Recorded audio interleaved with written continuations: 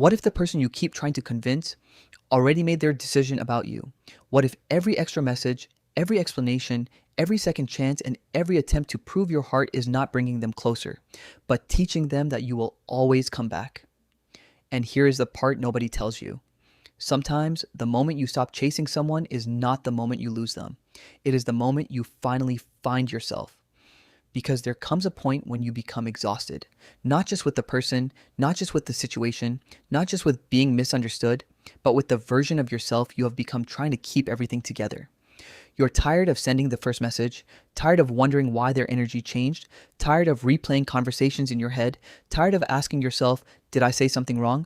Tired of explaining what you meant when your intentions were already clear, tired of giving people the benefit of the doubt while they keep giving you reasons not to. And maybe you have reached that point quietly, not with a dramatic goodbye, not with a final speech, not with anger, just silence. One day you realize, I don't want to do this anymore. And that sentence can change your entire life. Because the most powerful form of self-respect is not convincing someone to value you. It is accepting that you cannot convince someone to value you. Think about it. If someone genuinely wants to hear from you, you don't have to manufacture reasons to contact them. If someone cares about your feelings, you don't need a 20-minute explanation for why something hurt you. If someone respects your presence, you don't have to compete for a place in their life. And if someone repeatedly makes you question whether you matter, the question may no longer be, how do I make them understand? The question becomes, why am I still trying? That is where everything changes, because chasing rarely begins as chasing. It begins innocently. You send one message, then another. You think, maybe they are busy. You wait. Then you check your phone. Nothing. So you send something casual. Hey, just checking in. Still nothing. Now your brain starts creating explanations. Maybe they're stressed. Maybe something happened. Maybe I said something. Maybe they need space, and suddenly you're not communicating anymore. You're investigating. Your mind becomes a courtroom. You replay every conversation. You analyze punctuation. You remember the exact moment their tone changed. You look at how quickly they responded yesterday compared to today. You ask your friends what they think. You reread old messages, and without realizing it, one person's silence has occupied your entire mind. This is one of the most dangerous parts of emotional chasing. The person isn't physically with you, but psychologically, they are everywhere. They're in your morning. They're in your work. They're in your sleep. They're in your imagination. You're living your life while simultaneously waiting for someone else's decision. And that is exhausting. But here's the uncomfortable truth. Sometimes we don't chase because we love someone. Sometimes we chase because uncertainty is unbearable. We want an answer. We want closure. We want them to say, I understand. We want them to admit they were wrong. We want them to finally recognize what they lost. And that's where the trap becomes deeper. Because now you are no longer chasing the person. You're chasing an outcome. You're chasing validation. You're chasing the moment when they finally confirm what you already wanted to believe about yourself. And that is why letting go can feel so difficult. You're not just letting go of a person. You're letting go of the fantasy that one day they will finally become the person you needed them to be. Maybe they will. Maybe they won't. But your healing cannot depend on that possibility. You have to stop waiting for someone else to provide the ending you are capable of giving yourself. Because closure doesn't always come from another conversation. Sometimes closure is simply, I have seen enough. Their behavior is information. Their consistency is information. Their effort is information. Their absence is information. You don't need to turn every piece of information into a debate. If someone goes days without checking on you but somehow has time for everything else, you don't need to investigate their schedule. If someone only appears when they need something, you don't need to write a speech about reciprocity. If someone repeatedly cancels, disappears, ignores, or keeps you confused, you don't need another explanation. You need to observe. Because mature people don't only listen to what someone says, they watch what someone repeatedly does, and behavior has a language of its own. Someone can tell you, I care about you. But if their behavior consistently communicates indifference, believe the pattern. Someone can say, you're important to me. But if you're always the one initiating, forgiving, fixing, and reaching out, look at the pattern. This isn't about assuming someone is evil. It isn't about labeling people narcissists because they disappointed you. It isn't about turning every failed relationship into a psychological diagnosis. Sometimes people are simply not capable of giving what you need. And that doesn't make them monsters. It simply makes them wrong for the role you're asking them to play in your life. That distinction matters because when you stop making everyone a villain, you also stop making yourself a victim. You can say, they may not be a bad person, but they're not good for me. And that is enough. You don't need hatred to create distance. You don't need revenge to move forward. You don't need to destroy someone to choose yourself. You can love someone and still leave them alone. You can forgive someone and still stop giving them access.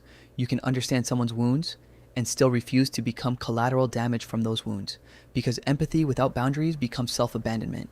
And this is where many deeply caring people get stuck. They understand too much. They see the other person's childhood. They understand their fears. They understand why they withdraw. They understand why they are emotionally unavailable.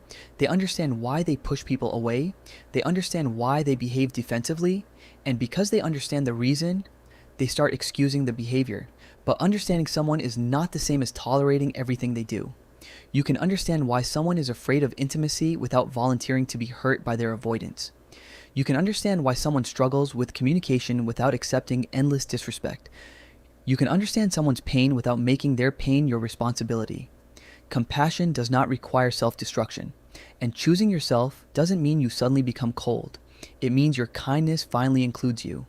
Think about how strange this is. You would never tell your best friend, keep begging someone who ignores you. You would never tell your sister, send another paragraph. Maybe they'll finally respect you. You would never tell someone you love, keep proving that you're worthy to a person who keeps rejecting you. So why do we say these things to ourselves? Why do we demand that we earn the affection of people who give it conditionally? Why do we treat someone else's rejection as evidence that something is wrong with us? This is where self-worth gets confused with external validation. When someone pulls away, your mind may immediately ask, what is wrong with me? But what if the better question is, what is this situation teaching me about what I'm willing to accept? That's a completely different question. One creates shame, the other creates awareness. And awareness creates choice. You don't have to chase someone into choosing you. You don't have to beg for basic consideration. You don't have to explain your humanity. You don't have to convince someone that your feelings matter. And you definitely don't have to keep returning to the same door hoping that the person behind it will suddenly become different. At some point, you stop knocking. Not because you don't care, because you finally care about yourself too. And this is the part that hurts.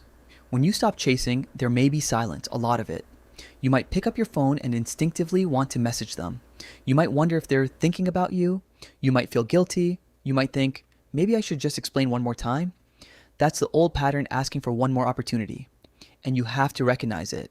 Because sometimes healing doesn't feel like peace at first. Sometimes healing feels like withdrawal. You're breaking a habit. You're teaching your nervous system that uncertainty does not require immediate action. You're learning that you can feel uncomfortable without reacting. You can miss someone without contacting them. You can love someone without pursuing them.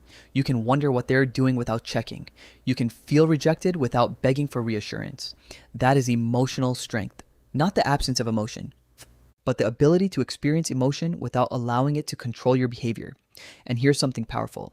The urge to chase usually peaks when your self-worth feels lowest. So the next time you want to send that message, pause. Don't ask, how can I get them back? Ask, what am I hoping this message will make me feel? Maybe you're looking for reassurance. Maybe you're afraid they'll forget you. Maybe you want them to apologize. Maybe you want proof that they still care. Maybe you're trying to escape the discomfort of being ignored. Whatever the answer is, listen to it. Because once you understand the need underneath the chase, you can begin meeting that need without handing your power to another person. And that is the real transformation. You stop asking someone else to regulate your emotions. You stop outsourcing your worth. You stop making another person's attention the scoreboard for your value. You begin to understand their response is not your identity. Their rejection is not your identity. Their silence is not your identity. Their inability to love you properly is not proof that you are difficult to love. Read that again in your mind. Someone's inability to love you properly is not proof that you are difficult to love. Sometimes you simply chose someone who couldn't meet you where you were standing, and no amount of running toward them will make them walk toward you. Imagine two people standing on opposite sides of a bridge. One person keeps walking, the other stays still. The first person walks farther, then farther, then farther.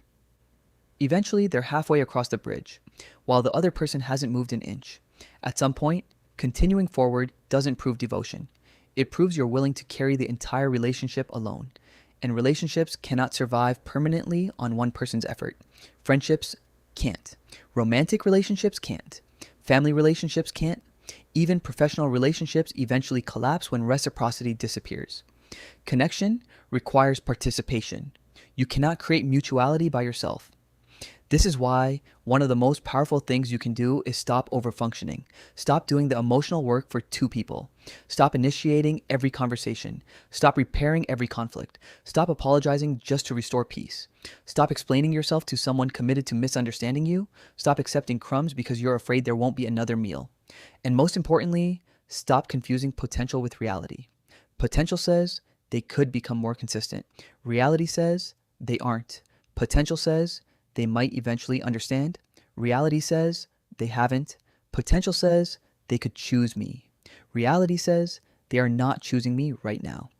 Your life happens in reality, not potential, not fantasy, not someday, today.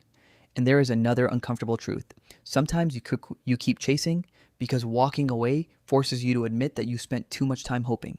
You think, if I leave now, what was all that effort for? But that's the sunk cost trap. You don't recover wasted time by wasting more time. You don't fix a bad investment by investing more into it simply because you've already invested so much. Sometimes the strongest decision is to stop paying the emotional bill. And yes, you may grieve. Let yourself grieve. Choosing yourself does not mean pretending you don't care. It doesn't mean posting quotes about being unbothered while secretly checking their profile every 10 minutes. It doesn't mean becoming emotionally unavailable. It means becoming emotionally honest. Say, this hurt me. I wanted this to work. I miss them. I wish things were different. I still care. And then say the sentence that changes everything. But I will not abandon myself to keep this alive. That is self-respect.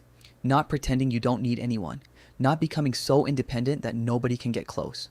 Not saying, I don't care about anybody. That's not strength. That's armor. Real strength sounds different. I care deeply. And I still have boundaries. I love people, and I still walk away from disrespect. I forgive, and I still remember what the pattern taught me.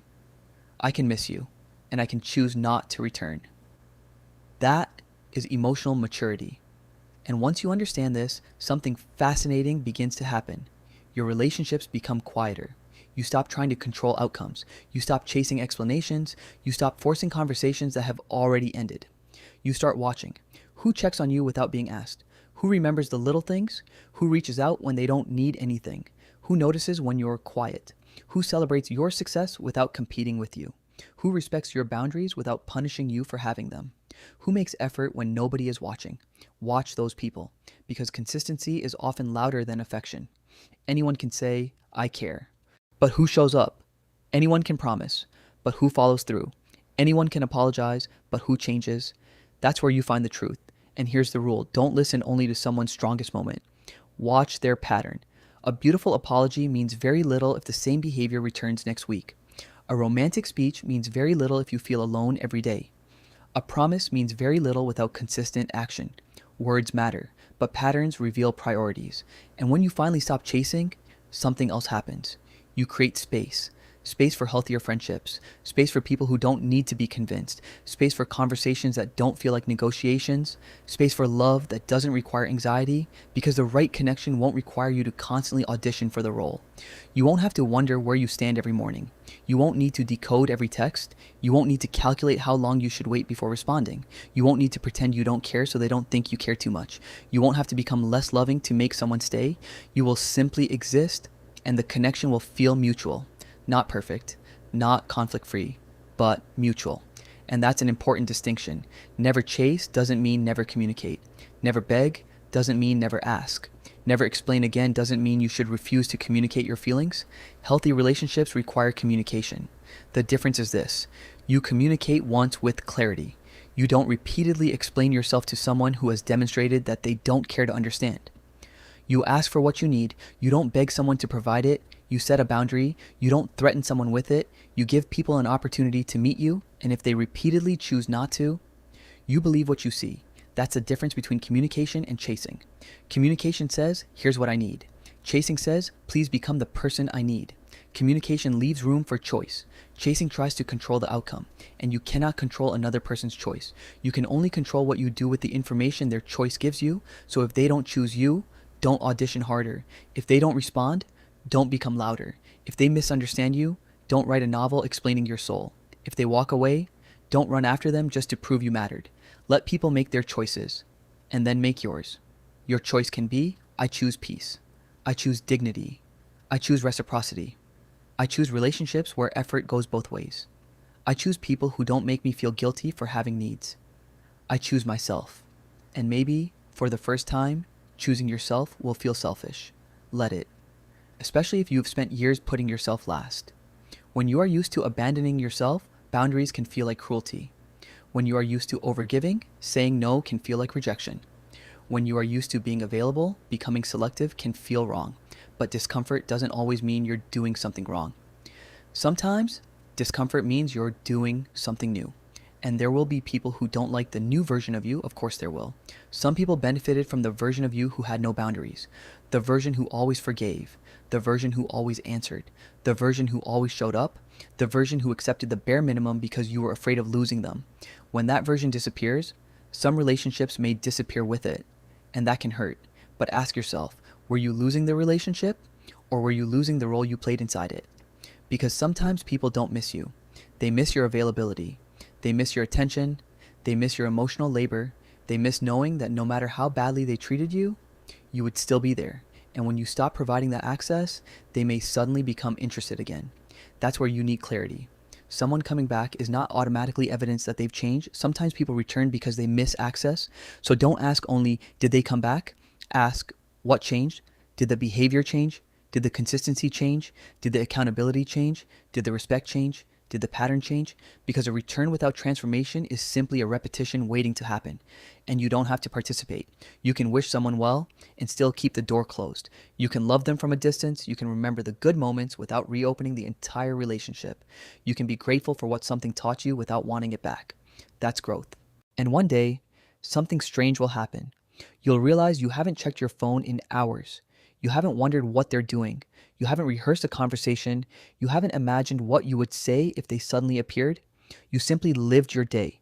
And you may not even notice the change at first, but then you'll realize, I am free. Not because they changed, because you stopped requiring them to. That's the moment you know the chase is over. And now you understand something that can take years to learn. You were never supposed to convince people to choose you. You were supposed to notice who already did. You were never supposed to beg for a seat at a table. You were supposed to recognize the tables where your presence was genuinely wanted. You were never supposed to keep setting yourself on fire to keep someone else warm. You were supposed to protect your own light too. So repeat this to yourself. I do not beg to be chosen. I do not chase people who repeatedly ignore me. I do not seek healing from the person who keeps reopening the wound. I do not sell my self-respect for temporary attention. I do not confuse inconsistency with mystery. I do not confuse anxiety with love. I do not confuse potential with reality. I do not need to prove my worth. I do not need to explain myself endlessly. I do not need everyone to understand me. I do not need everyone to like me. I do not need everyone to stay.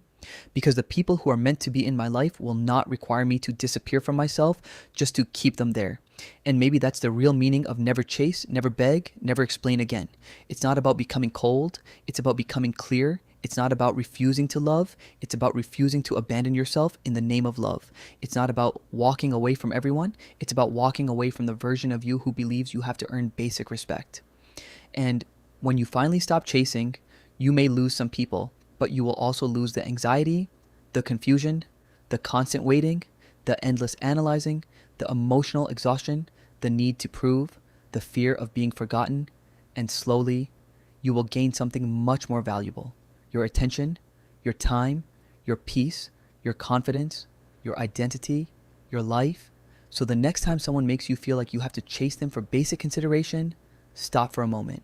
Don't react. Don't send the paragraph. Don't beg for an explanation. Don't try to make them finally understand. Just watch. Watch who comes closer when you stop running toward them. Watch who reaches out when you stop initiating. Watch who notices your absence. Watch who respects your silence. Watch who makes an effort without being asked. Because when you stop doing all the work, people reveal what they were actually willing to do. And that revelation may hurt, but it will also set you free. You don't need to chase what is truly meant to meet you halfway. You don't need to beg for what should be given freely. And you don't need to explain your worth to someone committed to undervaluing it. Sometimes the strongest goodbye is not spoken. Sometimes it is simply the moment you stop going back. And perhaps the most powerful thing you will ever learn is this. The day you stop chasing people who don't choose you is the day you finally become someone you will never abandon again.